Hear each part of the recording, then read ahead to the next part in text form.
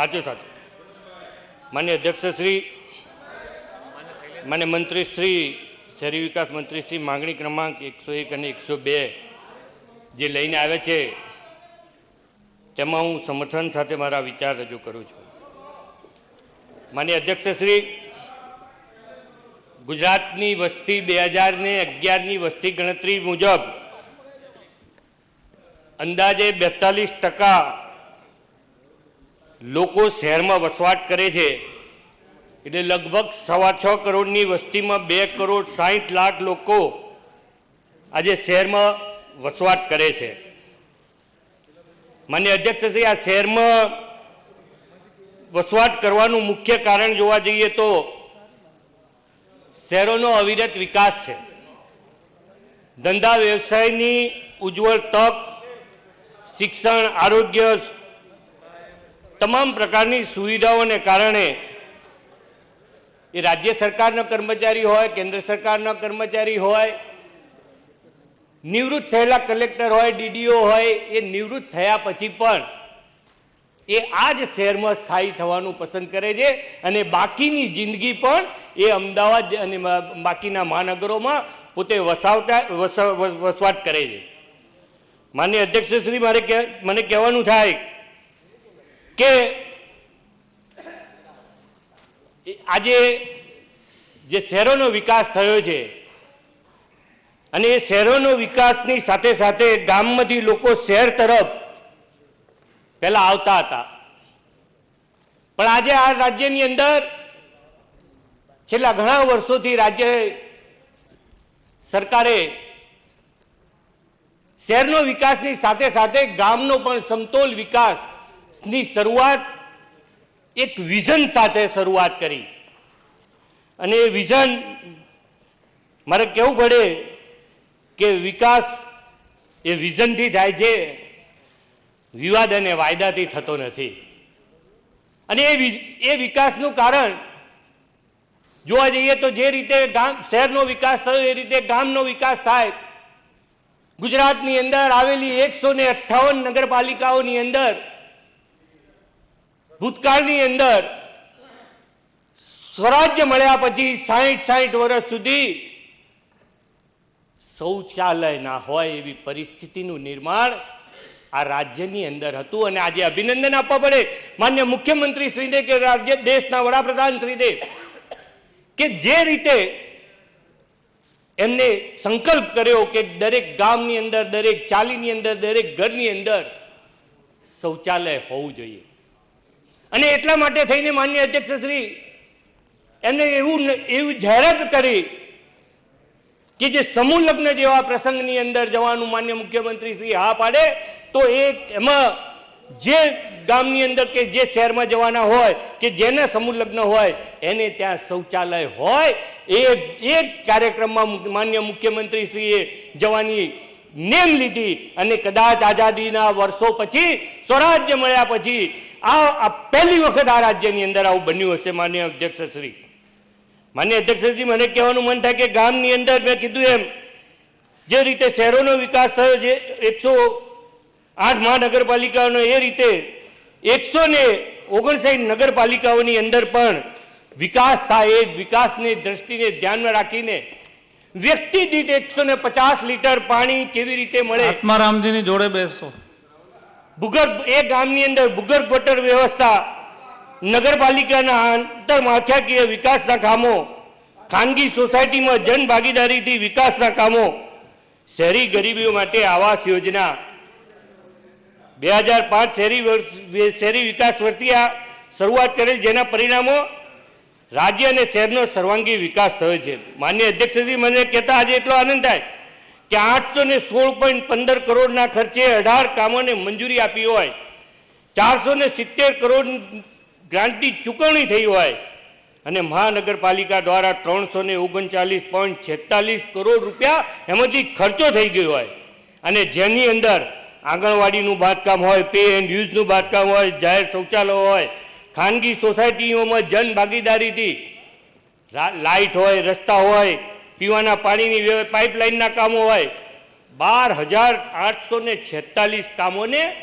1206.44 કરોડ ફાળવવામાં આવ્યા હોય, જેમાંથી 843.93 કરોડની ચૂકવણી થઈ હોય.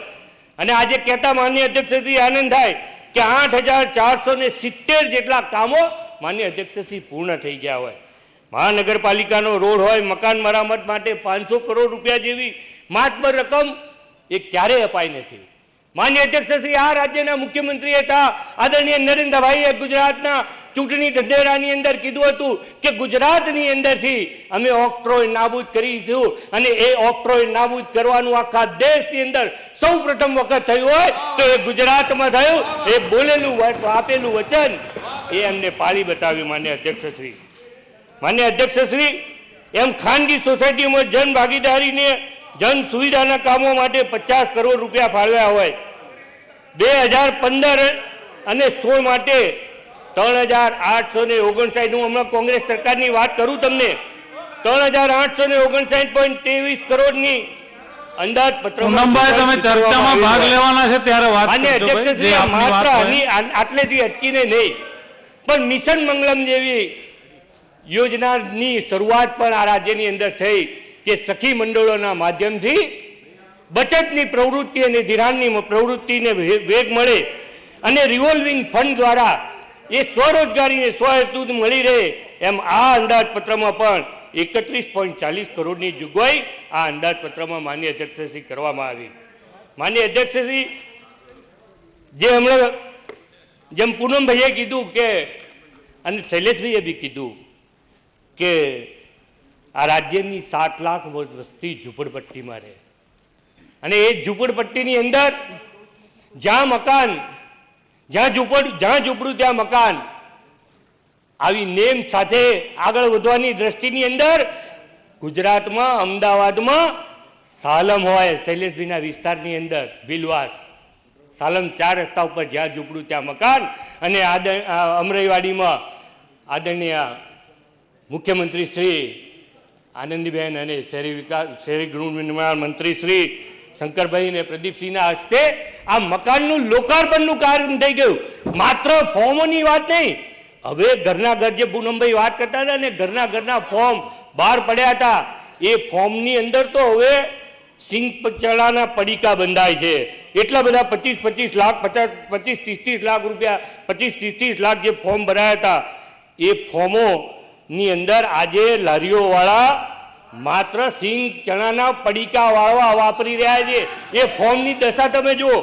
પણ આ રાજ્યની અંદર હાઉસિંગ બોર્ડના મકાનો હોય, ઔડાના મકાનો હોય, ઉડાના મકાનો હોય, સુરતની અંદર મકાનો હોય, રાજકોટની અંદર મકાન હોય, એક આગવું આયોજન કરીને માન્ય મુખ્યમંત્રી શ્રી આવાસ ગૃહ નિર્માણ યોજના હેઠળ માન્ય અધ્યક્ષશ્રી આ કામની શરૂઆત થઈ છે.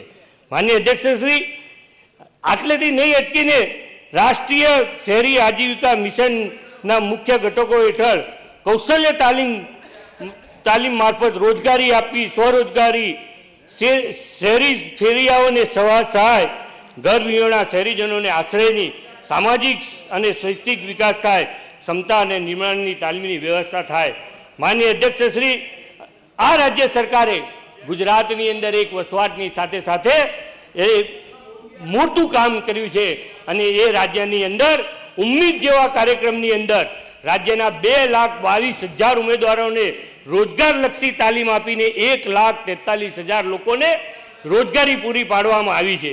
માન્ય અધ્યક્ષશ્રી 2015 અને 16ના વર્ષની અંદર 27.72 કરોડની જોગવાઈ નવી બાબત તરીકે કરવામાં આવી છે.